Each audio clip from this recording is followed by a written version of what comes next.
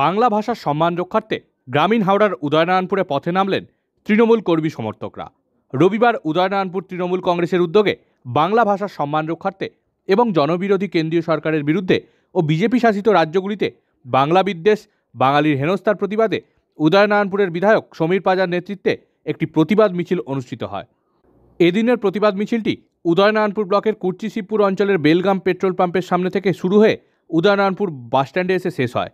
বিধায়ক সমীর পাজার পাশাপাশি মিছিলে উপস্থিত ছিলেন হাওড়া জেলা পরিষদের কর্মাধ্যক্ষ সুলেখা পাঁজা, উদয়নারায়ণপুর পঞ্চায়েত সমিতির সভাপতি কল্যাণ গায়েন, সহসভাপতি লক্ষ্মীকান্ত দাস সহ অন্যান্য নেতৃত্ববৃন্দ। মিছিল শেষে উদয়নারায়ণপুর বাসস্ট্যান্ডে একটি প্রতিবাদ সভা অনুষ্ঠিত হয়।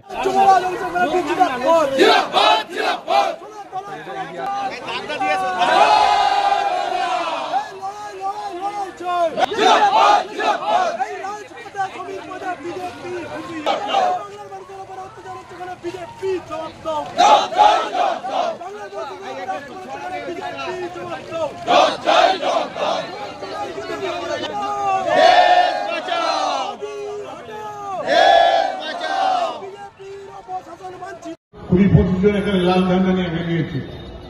এই 20-25টা ভোটে তারা ভোটে দেয়নি, কাজটা তৈরি তারা চিহ্নে, তারা সেই ভোট এলে সেই সাম্প্রদায়িক বিজেপিকে